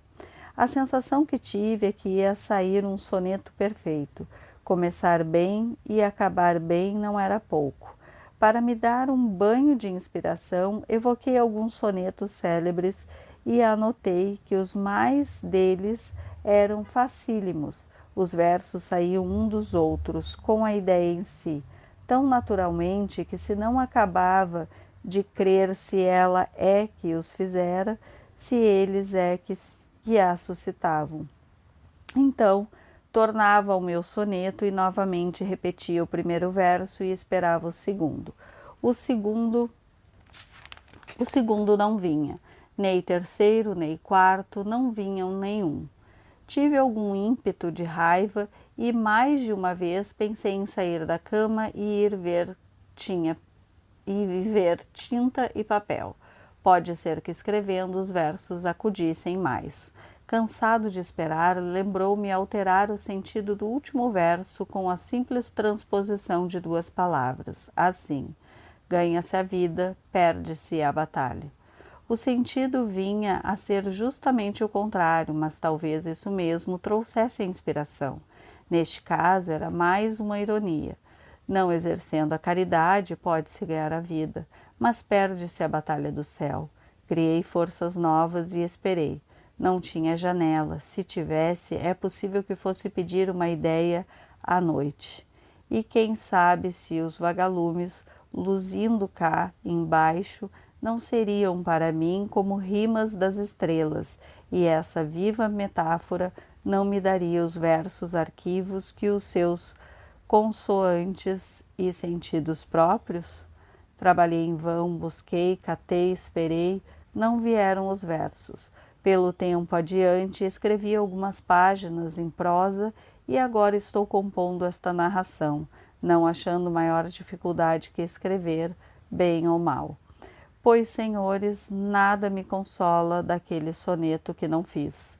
Mas, como eu creio que os sonetos existem feitos, como os odes e as damas, e as demais obras de arte, por uma razão de ordem metafísica, dou esses 2 versos ao primeiro desocupado que os quiser. Ao domingo, ou se estiver chovendo, ou na roça, em qualquer ocasião de lazer, pode tentar ver se o soneto sai. Tudo é dar-lhe uma ideia e encher o centro capítulo que falta. 56. Um seminarista. Tudo me ia repetindo o diabo do capítulo com as suas letras velhas e citações latinas. Vi sair daquelas folhas muitos perfis de seminaristas. Os irmãos Albuquerques, por exemplo, um dos quais é cônego na Bahia, enquanto o outro seguiu medicina e dizem haver descoberto um específico contra a febre amarela. Vi o Bastos, um magricela que está de vigário em meia ponte, e não morreu já. Luiz Borges, apenas de padre, fez-se político e acabou senador do Império. Quantas outras caras me fitavam das páginas frias do panegírico. Não, não eram frias, traziam o calor da juventude nascente, o calor do passado, o meu próprio calor. Queria lê-las outra vez e lograva entender algum texto, tão recente como no primeiro dia, ainda que mais breve. Era um encanto ir por ele, às vezes inconscientemente dobrava a folha como se estivesse lendo de verdade. Creio que era quando os olhos me caíam na palavra do fim da página e a mão acostumava a ajudá-los vazia o seu ofício. Eis aqui outro seminarista, chamava-se Ezequiel de Souza Escobar. Era um rapaz esbelto, olhos claros, um pouco fugitivos, como as mãos, como os pés, como a fala, como tudo. Quem não estivesse acostumado com ele podia acaso sentir-se mal, não sabendo por onde ele pegasse. Não fitava de rosto, não falava claro nem seguido, as mãos não apertavam as outras, nem se deixavam apertar delas, porque os dedos, sendo delgados e curtos, quando a gente cuidava tê-los entre os seus, já não tinha nada. O mesmo digo dos pés, que tão depressa estavam aqui como lá. Esta dificuldade em pousar foi o maior obstáculo que achou para tomar os costumes do seminário. O sorriso era instantâneo, mas também ria folgado e largo. Uma coisa não seria tão fugitiva como o resto, a reflexão. Íamos dar com ele, muita vez, olhos enfiados em si, cogitando. Respondia-nos sempre que meditava algum ponto espiritual ou então que recordava a lição da véspera. Quando ele entrou na minha intimidade, podia-me frequentemente explicações e repetições miúdas, e tinha memória para guardá-las todas, até as palavras. Talvez esta faculdade prejudicasse alguma outra. Era mais velho que eu, 3 anos, filho de um advogado de Curitiba, aparentado com um comerciante do Rio de Janeiro, que servia de correspondente ao pai. Este era homem de fortes sentimentos católicos. Escobar tinha uma irmã que era um anjo, dizia ele. Não é só na beleza que é um anjo, mas também na bondade. Não imagina que boa criatura que ela é. Escreve muita vez, hei de mostrar-lhe as cartas dela. De fato, eram simples e afetuosas, cheias de carícias e conselhos. Escobar contava-me histórias dela, interessantes, todas as quais vinham a dar na bondade e no espírito daquela criatura. Tais eram que me faziam capaz de acabar casando com ela se não fosse Capitu. Morreu pouco depois. Eu, seduzido pelas palavras dele, estive quase a contar-lhe logo a minha história. A princípio fui tímido, mas ele fez-se entrando na minha confiança. Aqueles modos fugitivos cessavam quando ele queria, e o meio e o tempo os fizeram mais pousados. Escobar veio abrindo a alma toda, desde a porta da rua até o fundo do quintal. A alma da gente, como sabes. É uma casa assim disposta, não raro com janelas para todos os lados, muita luz e o ar puro. Também há fachadas e escuras sem janelas ou com poucas e gradeadas as semelhanças de conventos e prisões. Outro assim, capelas, bazares simples, alpendes ou poços suntuosos. Não sei o que era a minha. Eu não era ainda Casmurro, nem Dom Casmurro. O receio é que me tolhia a fraqueza, mas como as portas não tinham chaves nem fechaduras, bastava empurrá-las. E Escobar empurrou-as e entrou. Cá o achei dentro. Cá Dom ficou. Casmurro, capítulo 57. De preparação. Ah, mas não eram só os seminaristas que me iam saindo daquelas folhas velhas do panegírico. Elas me trouxeram também sensações passadas, tais e tantas, que eu não poderia dizê-las todas sem tirar espaço ao resto. Uma dessas e das primeiras quisera contá-la aqui em latim. Não é que a matéria não ache termos honestos em nossa língua, que é casta para os castos, como pode ser torpe para os torpes. Sim, leitora caríssima, como diria o meu finado José Dias, podereis ler o capítulo até ao fim, sem susto nem vexame. Já agora meto a história em outro capítulo. Por mais composto que este me saia, há sempre no assunto alguma coisa menos austera, que pede umas linhas de repouso e preparação. Sirva estes de preparação, e isto é muito, leitor meu amigo.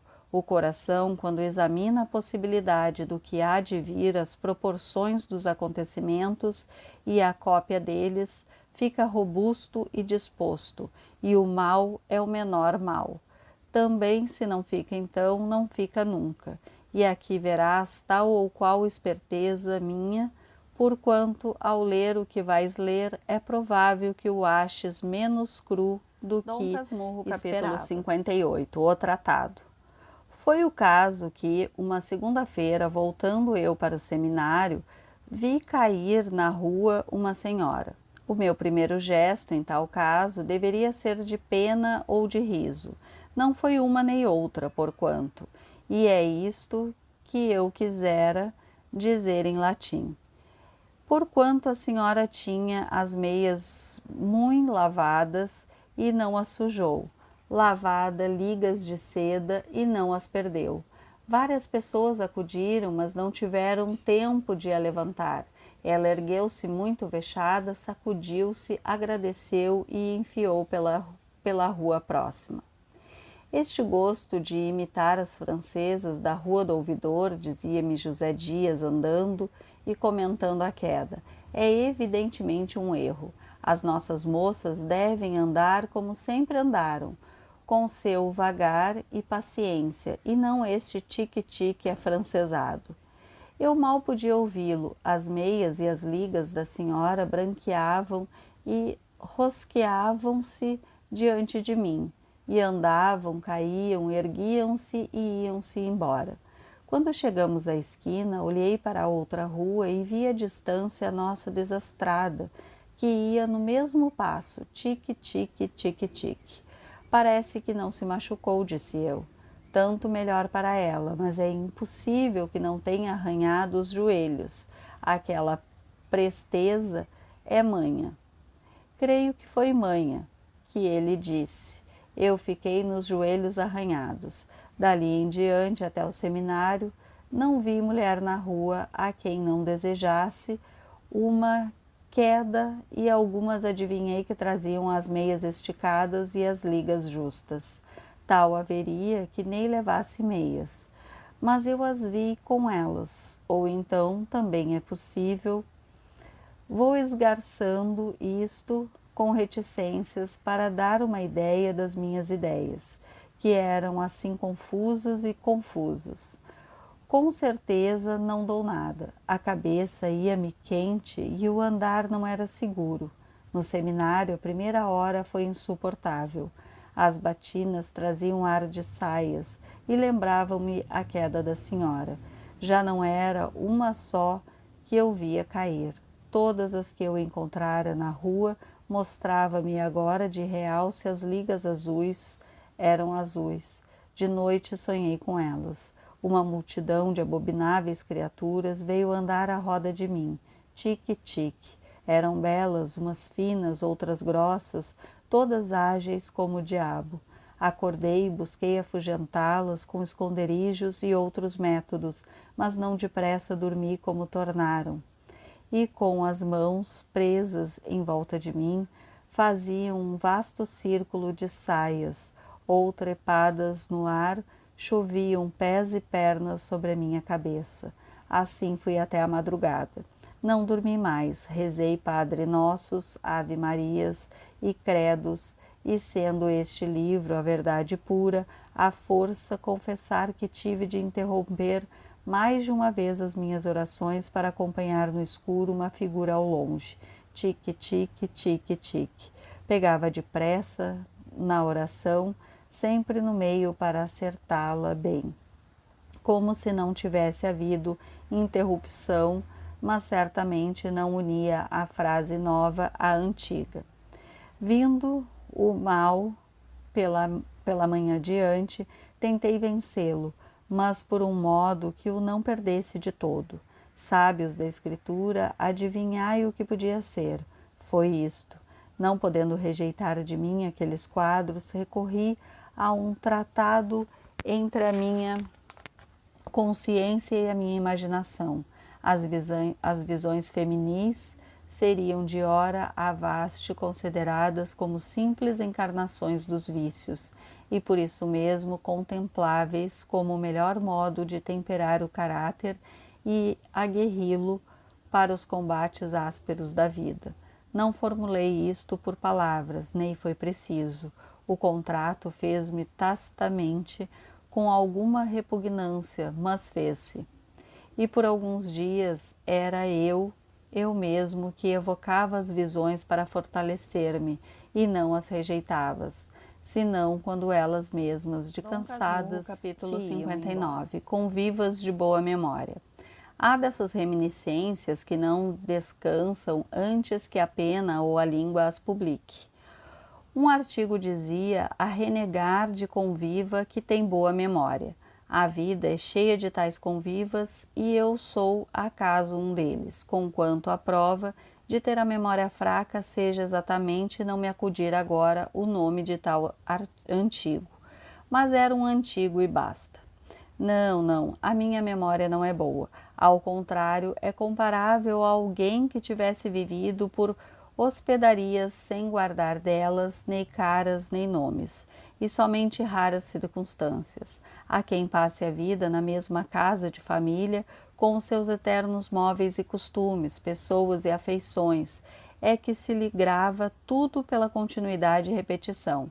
Como eu invejo os que não esqueceram a cor das primeiras calças que vestiram. Eu não atino com a das que enfiei ontem. Juro só que não eram amarelas, porque execro essa cor, mas isso mesmo pode ser ouvido e confusão. E antes seja ouvido que confusão, explico-me. Nada se emenda bem nos livros confusos, mas tudo se pode meter nos livros omissos. Eu, quando leio alguma desta ou outra casta, não me aflijo nunca. O que faço, em chegando ao fim, é cerrar os olhos e evocar todas as coisas que não achei nele. Quantas ideias finas me acodem então, que de reflexões profundas, os rios, as montanhas, as igrejas que não vi nas folhas lidas, todos me aparecem agora com as suas águas, as suas árvores, os seus altares, e os generais sacam das espadas que tinham ficado na baía, e os clarins soltam as notas que dormiam no metal, e tudo marcha com uma alma imprevista, que tudo se acha fora de um livro falho. Leitor amigo. Assim preencho as lacunas alheias, assim podes também preencher as minhas. Dom Casmurro, capítulo 60, Querido opúsculo. Assim fiz eu ao panegírico de Santa Mônica, e fiz mais, pus-lhe não só o que faltava da santa, mas ainda coisas que não eram dela. Viste o soneto, as meias, as ligas, o seminarista Escobar e vários outros. Vais agora ver o mais que naquele dia me foi saído das páginas amarelas do opúsculo. Querido opúsculo, tu não prestavas para nada, mas que mais presta um velho par de chinelas? Entretanto, há muita vez no casal de chinelas um como aroma e calor de 2 pés. Gastas e rotas não deixam de lembrar que uma pessoa as calçava de manhã ao erguer da cama ou as descalçava à noite ao entrar nela. E se a comparação não vale, porque as chinelas são ainda uma parte da pessoa e tiveram o contato dos pés, aqui estão outras lembranças, como a pedra da rua, a porta da casa, um assobio particular, um pregão de quintanda, como aquele das cocadas que contei no capítulo 18. Justamente quando contei o pregão das cocadas, fiquei tão curtido de saudades que me lembrou fazê-lo escrever por um amigo, mestre de música, e grudá-lo às pernas do capítulo. Se depois já retei o capítulo, foi porque outro músico a quem o mostrei me confessou ingenuamente não achar no texto escrito nada que lhe acordasse saudades. Para que não aconteça o mesmo aos outros profissionais que porventura me lerem, melhor é poupar ao editor do livro o trabalho e a despesa da gravura. Vê que não pus nada, nem ponho. Já agora, creio que não basta que os pregões de rua, como os opúsculos do seminário, encerrem casos, pessoas e sensações. É preciso que a gente os tenha conhecido e padecido no tempo, sem o que tudo é calado e incolor. Mas vamos ao mais que me foi saído das capítulo páginas 61, A Vaca de Homero. O mais foi muito. Vi saírem os primeiros dias da separação, duros e opacos, sem embargo das palavras de conforto que me deram os padres e os seminaristas, e as da minha mãe e tio Cosme trazidas por José Dias ao seminário. Todos estão saudosos, disse-me este, mas a maior saudade está naturalmente no maior dos corações. E qual é ele? Perguntou escrevendo, a resposta nos olhos. Mamãe, acudiu eu. José Dias apertou-me as mãos com alvoroço e logo pintou a tristeza de minha mãe, que falava de mim todos os dias, quase a todas as horas, como a aprovasse sempre e acrescentasse alguma palavra relativamente aos dotes que Deus lhe dera. O desvencilhamento de minha mãe nessas ocasiões era indescritível e contava-me tudo isso cheio de uma admiração lacrimosa. Tio Cosme também se enternecia muito. Ontem até se deu um caso interessante. Tendo eu dito à Excelentíssima que Deus lhe dera não um filho, mas um anjo do céu, o doutor ficou tão comovido que não achou outro modo de vencer o choro senão fazendo-me um daqueles elogios de galhofa que só ele sabe. Não é preciso dizer que Dona Glória enxugou furtivamente uma lágrima. Ou ela não fosse mãe, que coração amantíssimo. Mas, senhor José Dias, e a minha saída daqui? Isso é negócio meu. A viagem à Europa é o que é preciso, mas pode fazer-se daqui 1 ou 2 anos, em 1859 ou 1860. Tão tarde? É melhor que fosse este ano mesmo, mas demos tempo em tempo. Tenha paciência, vá estudando, não se perde nada em ir sabendo, já daqui alguma coisa. E demais ainda não acabando o padre, a vida do seminário é útil, e vale sempre andar no mundo ungido com os santos olhos da teologia.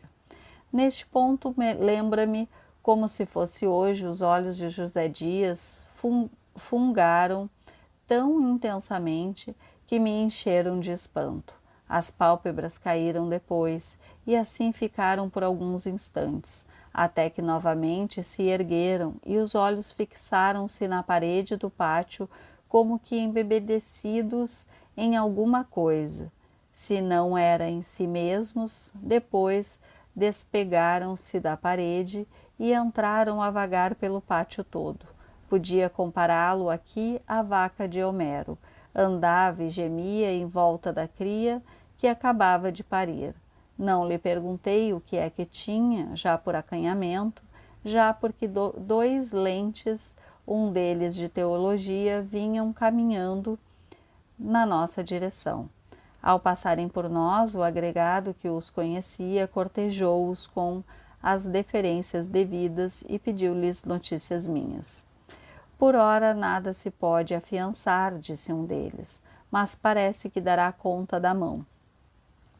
É o que eu lhe dizia agora mesmo, acudiu José Dias. Conto ouvir-lhe a missa nova. Mas, ainda que não chegue a ordenar-se, não pode ter melhores estudos que os que fizer aqui. Para a viagem da existência, concluí demorando mais as palavras, irá ungido com os santos olhos da teologia. Desta vez, a fulguração dos olhos foi melhor. As pálpebras não lhe caíram, nem as pupilas fizeram os movimentos anteriores. Ao contrário, todo ele era atenção e interrogação, quando muito um sorriso claro e amigo lhe errava nos lábios. A lente de teologia gostou da metáfora e disse-lhe, ele agradeceu, explicando que eram ideias que lhe escapavam no correr da conversação. Não escrevia nem orava. Eu é que não gostei nada, e logo que os lentes se foram, sacudi a cabeça. Não quero saber dos santos olhos da teologia, desejo sair daqui o mais cedo que puder, ou já. Já, meu anjo, pode ser, não pode ser. Mas pode suceder que muito antes do que imaginamos. Quem sabe se este ano mesmo, de 58, tenho um plano feito e penso já nas palavras que hei de expô-las a Dona Glória. Estou certo de que ela cederá e irá conosco. Duvido que mamãe embarque. Veremos. Mãe é capaz de tudo, mas com ela ou sem ela, tenho por certa a nossa vida, e não haverá esforço que eu não empregue. Deixe estar. Paciência é o que preciso.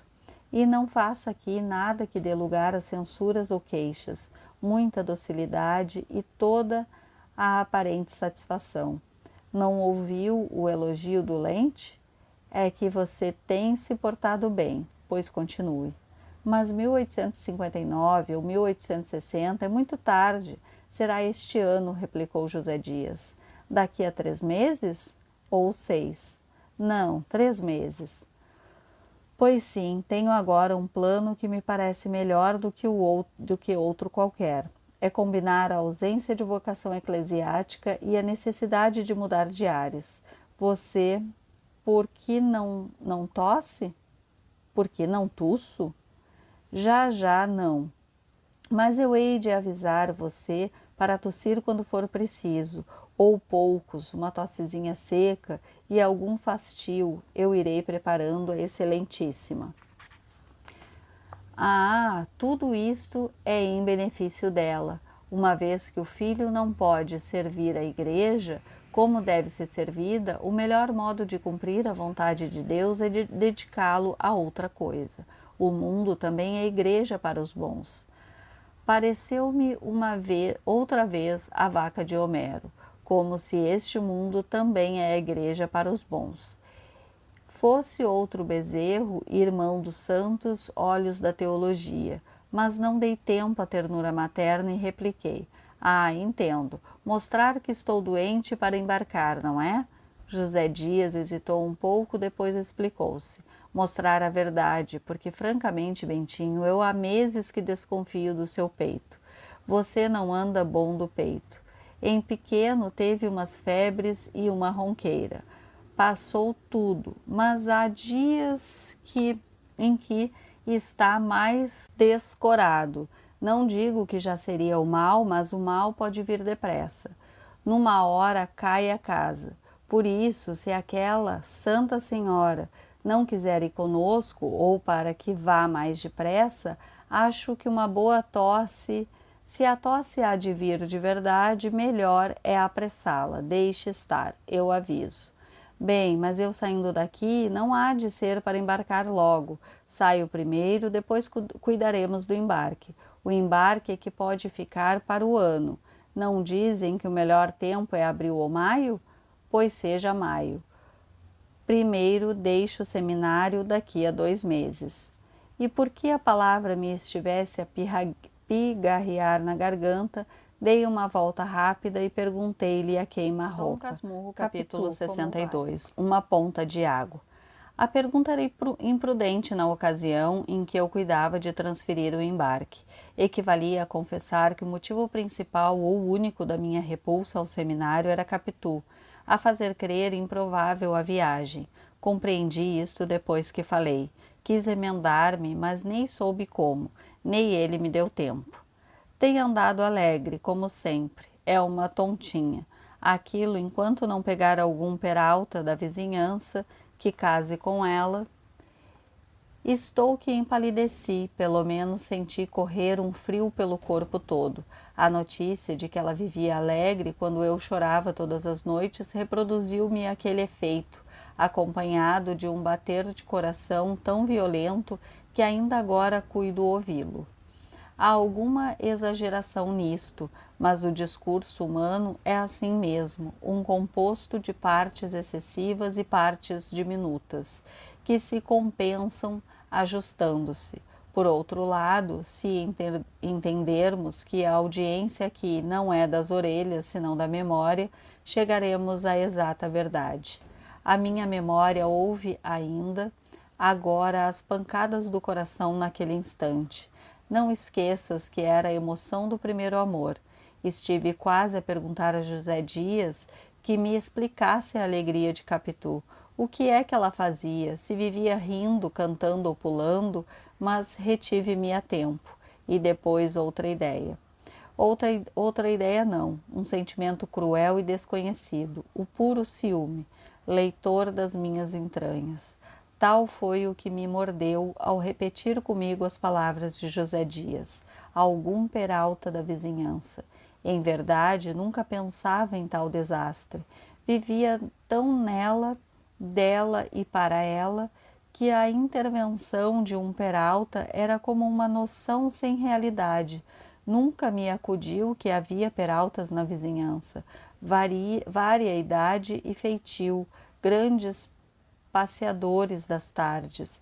Agora lembrava-me que alguns olhavam para Capitu, e tão senhor me sentia dela, que era como se olhassem para mim, um simples dever de admiração e de inveja. Separados um do outro pelo espaço e pelo destino, o mal parecia-me agora não só possível, mas certo, e a alegria de Capitu confirmava a suspeita. Se ela vivia alegre, é que já namorava o outro, acompanhá-lo ia com os olhos na rua, falar-lhe ia à janela, as ave-marias trocariam flores e que? Sabes o que é que trocariam mais? Se o não achas por ti mesmo, acusado é ler o resto do capítulo e do livro, não acharás mais nada, ainda que eu o diga com todas as letras da etimologia. Mas se o achaste, compreenderás que eu, depois de estremecer, tivesse um ímpeto de atirar-me pelo chão fora, descer o resto da ladeira, correr, chegar à casa do Pado, agarrar Capitu e intimidar-lhe a me confessar quantos já lhe dera o peralta da vizinhança. Não fiz nada. Os mesmos sonhos que ora conto não tiveram naqueles 3 ou 4 minutos esta lógica de movimentos e pensamentos.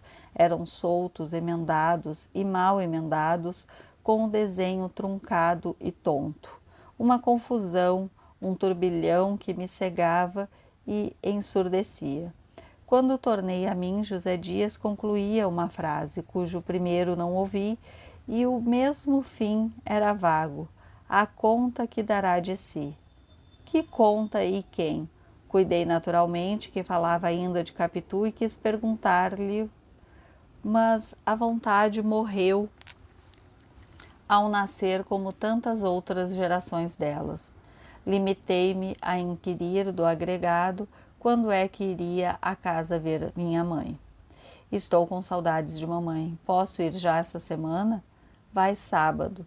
Sábado? Ah, sim, sim. Peça à mamãe que me mande buscar sábado. Sábado, este sábado, não? Dom Casmurro, Que me mande capítulo buscar 63. Metades de um sonho. Fiquei ansioso pelo sábado. Até lá os sonhos perseguiram-me ainda acordado, e não os digo aqui para não alongar esta parte do livro. Um só ponho, e não menor número de palavras, ou antes porei 2, porque um nasceu de outro, e não, a não ser que ambos formem duas metades de um só. Tudo isso é obscuro, dona leitora, mas a culpa é do vosso sexo, que perturbava assim a adolescência de um pobre seminarista. Não fosse ele, e este livro seria talvez uma simples prática paroquial. Se eu fosse padre, ou um pastoral, se bispo, ou uma encíclica, se papa, como me recomendara tio Cosme, anda lá, meu rapaz, volta-me papa. Ah, por que não cumpri esse desejo? Depois de Napoleão, tenente imperador, todos os destinos estão neste século. Quanto ao sonho, foi isto. Como estivesse a espiar os peraltas da vizinhança, vi um destes que conversava com a minha amiga ao pé da janela.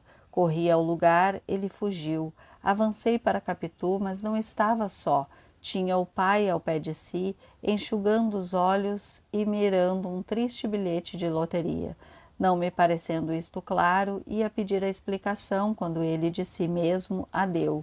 O Peralta fora levar-lhe a lista dos prêmios da loteria e o bilhete sairia branco. Tinha o número 4004. Disse-me que esta simetria de algorismo era misteriosa e bela, e provavelmente a roda andara mal. Era impossível que não devesse ter a sorte grande. Enquanto ele falava, Capitu dava-me com os olhos todas as sortes grandes e pequenas. A maior destas devia ser dada com a boca, e aqui entra a segunda parte do sonho. Pádua desapareceu com as suas esperanças do bilhete. Capitu inclinou-se para fora, eu relancei os olhos pela rua, estava deserta. Peguei-lhe nas mãos, resmunguei não sei que palavras e acordei sozinho no dormitório. O interesse do que acabas de ler não está na matéria do sonho, mas nos esforços que fiz para ver se dormia novamente e pegava nele outra vez. Nunca dos nuncas poderá saber a energia e a obstinação que empreguei em fechar os olhos, apertá-los bem, esquecer tudo para dormir, mas não dormia. Esse mesmo trabalho fez-me perder o sono até a madrugada. Sobre a madrugada consegui conciliá-lo, mas então nem peraltas, nem bilhetes de loteria, nem sortes grandes ou pequenas, nada dos nadas veio ter comigo. Não sonhei mais aquela noite e dei mal às lições capítulo daquele 64. dia. Uma ideia e um escrúpulo. Relendo o capítulo passado, acode-me uma ideia e um escrúpulo. O escrúpulo é justamente descrever a ideia, não o havendo mais banal na terra, posto que daquela banalidade do sol e da lua que o céu nos dá todos os dias e todos os meses. Deixei o manuscrito e olhei para as paredes. Sabes que esta casa do Engenho Novo, nas dimensões, disposições e pinturas, é reprodução da minha antiga casa de Mata-Cavalos. Outro assim, como te disse no capítulo 2, o meu fim em imitar a outra foi ligar as duas pontas da vida, o que, aliás, não alcancei. Pois o mesmo sucedeu aquele sonho do seminário. Por mais que tentasse dormir e dormisse, donde concluo que um dos ofícios do homem é fechar e apertar muito os olhos e ver se continua pela noite velha o sonho truncado da noite moça. Tal é a ideia banal e nova que eu não quisera por aqui e só provisoriamente a escrevo. Antes de concluir este capítulo, fui à janela indagar da noite. Por que razão os sonhos hão de ser assim tão tênues, que se esgaçam ao menor abrir de olhos, ao voltar de corpo e não continuam mais? A noite não me respondeu logo, estava deliciosamente bela. Os morros palejavam de luar e o espaço morria de silêncio. Como eu insistisse, declarou-me que os sonhos já não pertencem à sua jurisdição. Quando eles moravam na ilha que Luciano lhes deu, onde ele tinha o seu palácio e donde os fazia sair com as suas caras de várias feições, dar-me-ia explicações possíveis. Mas tempos mudam tudo. Os sonhos antigos foram aposentados e os modernos moram no cérebro da pessoa. Estes, ainda que quisessem imitar os outros, não poderiam fazê-lo. A ilha dos sonhos, como a dos amores, como todas as ilhas e todos os mares, são agora objeto da ambição e da rivalidade da Europa e dos Estados Unidos. Era uma alusão às Filipinas, pois que não amo a política e ainda menos a política internacional. Fechei a janela e vim acabar este capítulo para ir dormir. Não peço agora os sonhos de Luciano, nem outros filhos da memória ou da digestão. Basta-me um sonho quieto e apagado. De manhã, com a fresca, irei dizendo mais de minha história capítulo e suas 65, pessoas. a dissimulação. Chegou o sábado, chegaram outros sábados e eu acabei afeiçoando minha vida nova e alternando a casa e o seminário. Os padres gostavam de mim, os rapazes também, e Escobar mais que os rapazes e os padres. No fim de 5 semanas estive quase a contar a este as minhas penas e esperanças. Capitu freou-me. Escobar é muito meu amigo, Capitu, mas não é meu amigo. Pode vir a ser, ele já me disse que há de vir cá para conhecer mamãe. Não importa, você não tem direito de contar um segredo que não é só seu, mas também meu, e eu não lhe dou licença de dizer nada a pessoa nenhuma. Era justo, calei-me e obedeci. Outra coisa que eu obedeci às suas reflexões foi logo no primeiro sábado, quando eu fui à casa dela e, após alguns minutos de conversa, me aconselhou a ir embora. Hoje não fique aqui mais tempo, vá para casa, que eu lá vou logo. É natural que Dona Glória queira estar com você muito tempo, ou todos, se puder. Em tudo isso mostrava minha amiga tanta lucidez que eu bem podia deixar de citar um terceiro exemplo, mas os exemplos não se fizeram senão para ser citados, e este é tão bom que a omissão seria um crime. Foi a minha terceira ou quarta vinda à casa. Minha mãe, depois que lhe respondi as 1000 perguntas que me fez sobre o tratamento que me davam, os estudos, as relações, a disciplina, e se me doía alguma coisa e se dormia bem, tudo o que a ternura das mães inventa para cansar a paciência de um filho, concluiu voltando-se para José Dias. Senhor José Dias, ainda dúvidas que saia daqui um bom padre. Excelentíssima.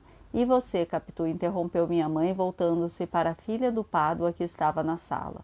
Com ela, você acha que o nosso Bentinho dará um bom padre? Acho que sim, senhora, respondeu Capitu, cheia de convicção. Não gostei da convicção.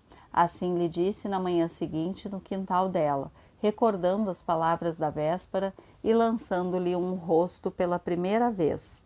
A alegria que ela mostrara desde a minha entrada no seminário, quando eu vivia curtindo de saudades. Capitu fez-se muito séria e perguntou-me como é que queria que se portasse. Uma vez que suspeitavam de nós, também tivera noites desconsoladas e os dias em casa dela.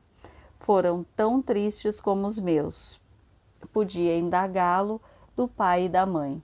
A mãe chegou a dizer-lhe por palavras encobertas que não pensasse mais em mim. Com Dona Glória e Dona Justina, mostro-me naturalmente alegre, para que não pareça que a denúncia de José Dias é verdadeira. Se parecesse, elas tratariam de separar-nos mais, e talvez acabassem não me recebendo. Para mim, basta o nosso juramento de que nos havemos de casar um com o outro. Era isso mesmo, devíamos dissimular para matar qualquer suspeita e ao mesmo tempo gozar toda a liberdade anterior e construir tranquilos o nosso futuro. Mas o exemplo completa-se com o que ouvi no dia seguinte. Ao almoço, minha mãe dizia, tio Cosme, que ainda queria ver com que mão havia eu de abençoar o povo à missa. Contou que dias antes, estando a falar de moças que se casam cedo, Capitu lhe dissera: pois a mim quem me há de casar há de ser o padre Bentinho. Eu espero que ele se ordene. Tio Cosme riu de graça, José Dias não dessorriu. Só a prima Justina é que franziu a testa e olhou para mim interrogativamente. Eu havia olhado para todos, não pude resistir ao gesto da prima e tratei de comer. mas comi mal, estava tão contente com aquela grande dissimulação de Capitu que não vi mais nada, e logo que almocei, corri a referir-lhe a conversa e a louvar-lhe a astúcia. Capitu sorriu de agradecida. Você tem razão, Capitu, concluiu eu. Vamos enganar toda essa gente. Não é? Disse ela com ingenuidade.